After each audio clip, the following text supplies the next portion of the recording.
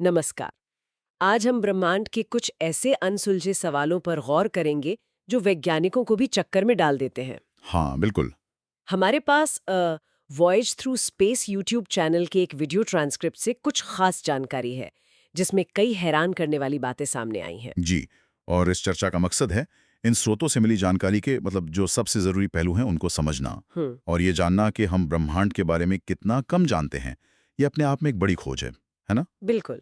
तो आज हम बात करेंगे डार्क मैटर और डार्क एनर्जी के अदृश्य जाल पर, हाँ, और वो जो बहुत बड़े ब्लैक होल है उनके बनने की पहेली पर। हाँ, वो भी है। फिर वो अंतरिक्ष से आते रहस्यमयी रेडियो सिग्नल FRBs। जी, फास्ट रेडियो बर्ड्स। और हाँ, वो सबसे बड़ा सवाल कि अगर ब्रह्मांड में जीवन संभव है तो बाकी सब कहाँ है। Fermi paradox. हाँ, चलिए इन गहराइयों में उतरते हैं। तो शुरुआत करते हैं ब्रह्मांड के उस विशाल अदृश्य हिस्से से। क्यों? हाँ बिल्कुल।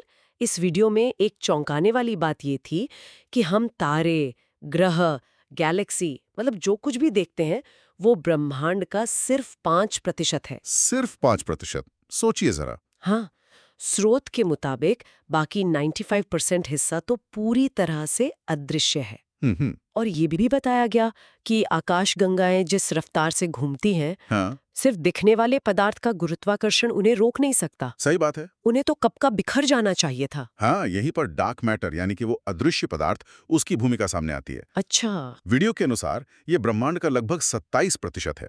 अब ये ना तो रोशनी छोड़ता है ना सोखता है, लेकिन इसका गुरुत्वाकर्षण ही है जो इन आकाशगंगाओं को एक साथ बांधे रखता है।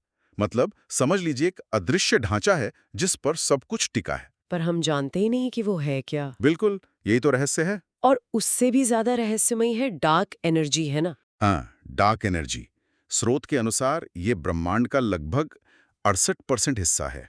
सोचिए, 68%। ओह। और ये एक अजीब अनजान शक्ति है जो ब्रह्मांड को और तेजी से फैला रही है, एक्सपैंड कर रही है। अच्छा, मतलब एक्सपेंशन एक्सेलरेट हो रहा है। हाँ, एक्सेलरेट हो रहा है। आइंस्टीन ने भी कुछ ऐसी ही कॉस्मोलॉजिकल कांस्टेंट की बात की थी पहले, हाँ, सुना है। जिसे बाद में उन्होंने अपनी सबसे बड़ी भूल कहा था। पर अब लगता है वो शायद सही थे। और अगर ये फैलाव इसी तरह बढ़ता गया तो वीडियो में बिग रिप नाम के एक अंजाम का जिक्र है। बिग रिप मतलब? ब्रह्मांड खुद ही फट सकता है, सब कुछ अलग अलग। अरे बाप रे, ये तो वाकई सोचने वाली बात है। हाँ। अच्छा, वीडियो एक और बड़े सवाल की तरफ भी इशारा करता है। Super massive black hole. जी, महाविशाल ब्लैक होल। हर गैलेक्सी के केंद्र में सूर्य से लाखों या अरबों गुना बड़े ये विशालकाय ब्लैक होल है। स्रोत इस बात पर हैरानी जताता है कि ब्रह्मांड के शुरुआती दौर में ही ये इतने बड़े कैसे बन गए। हाँ, ये सचमुच एक बड़ी पहेली है। देखिए, सामान्य ब्लैक होल तो बड़े तारों के मरने और सिकुड़ने से बनते हैं, जिसमें काफी वक्त लगता है। हाँ, वक्त तो लगता है। पर जैसा वीडियो बताता है, ये दैत्याकार ब्लैक होल बिग बैंग के कुछ 100 मिलियन साल बाद ही मौजूद थे। इतनी जल्दी? हाँ, इतनी जल्दी, इतने विशाल। कैसे? तो एक थियरी है डायरेक्ट कोलैप्स, यानी गैस के बड़े बड़े बादल थे, वो सीधे ब्लैक होल में ढह गए, बिना तारा बने ही। अच्छा, बिना तारा बने। हाँ, और एक और विचार है कि शायद बिग बैंग के फौरन बाद कुछ छोटे आदिम ब्लैक होल बने होंगे, प्रिमोडियल ब्लैक होल्स। हाँ, और वो धीरे धीरे बड़े हो गए। पर पुख्ता सबूत किसी के पास नहीं है अभी। समझ गए। ब्रह्मांड की शुरुआती दौर की पहेलियां तो हैं ही, पर वीडियो कुछ ऐसे रहस्यों का भी जिक्र करता है जो हमें आज अचानक मिल रहे हैं। जैसे फास्ट रेडियो बर्स्ट्स यानी FRBs।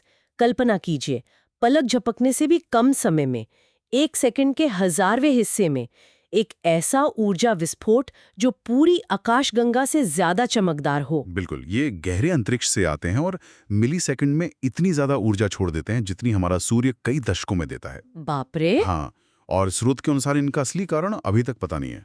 हो सकता है ये मैग्नेटार हो, बहुत शक्तिशाली चुंबकीय न्यूट्रॉन तारे। मैग्नेटार? हाँ, या फिर शायद न्यूट्रॉन तारों और ब्लैक होल की टक्कर का नतीजा हो, कुछ भी हो सकता है। अच्छा। और खास बात यह है कि कुछ FRBs बार बार सिग्नल भेजते हैं, वो रिपीट होते हैं, जबकि ज्यादातर बस एक बार दिखते हैं और गायब। तो क्या ये वीडियो में बाहरी सभ्यता के सिग्नल की अटकलों का भी जिक्र है? हाँ, जिक्र तो है, लोग सोचते हैं। पर देखिए, फिलहाल वैज्ञानिक प्राकृतिक कारणों को ही ज्यादा संभावित मानते हैं। ठीक है।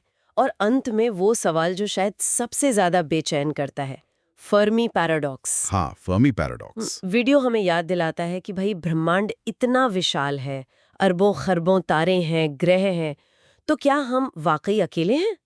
भौतिक विज्ञानी एनरिको फर्मी ने यही पूछा था। सब कहा है। बिल्कुल, यही फर्मी पैराडॉक्स है। अगर आप गणित देखें संभावना के हिसाब से तो लगता है कि कहीं और भी बुद्धिमान जीवन होना चाहिए। हाँ, लगता तो है। लेकिन हमें आज तक उसका कोई सबूत नहीं मिला है। कोई सिग्नल नहीं, कोई प्रोब नहीं, कुछ भी नहीं, बिल्कुल खामोशी। तो वीडियो ग्रेट फिल्टर नाम की एक अवधारणा पर बात करता है। ग्रेट फिल्टर, ये क्या है? मतलब शायद जीवन के विकास में या सभ्यता के उन्नत होने के रास्ते में कोई ऐसी बहुत बड़ी रुकावट आती है जिसे पार करना लगभग नामुमकिन है।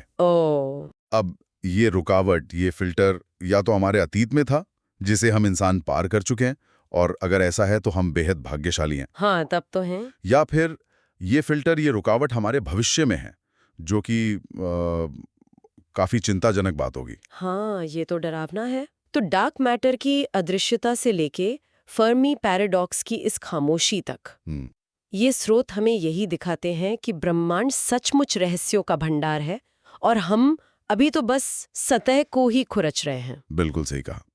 और शायद यही अज्ञात, यही न जानना हमें और ज्यादा खोज करने, सवाल पूछने, और इस विशाल ब्रह्मांड में अपनी जगह को समझने के लिए प्रेरित करता है। बिल्कुल। हर अनसुलझा रहस्य विज्ञान को आगे बढ़ने की चुनौती देता है। बिल्कुल। और हमें बताता है कि सच्चाई शायद हमारी कल्पना से कहीं ज्यादा अजीब और अद्भुत हो सकती है। तो आज की इस बातचीत के बाद सोचने के लिए एक सवाल छोड़ जाते हैं। क्या फर्मी पैराडॉक्स की ये गहरी चुप्पी ही ब्रह्मांड का सबसे गहरा संदेश है? सोचने वाली बात है। शायद इस अनंत विस्तार में हमारा अकेलापन ही सबसे बड़ा रहस्य न हो।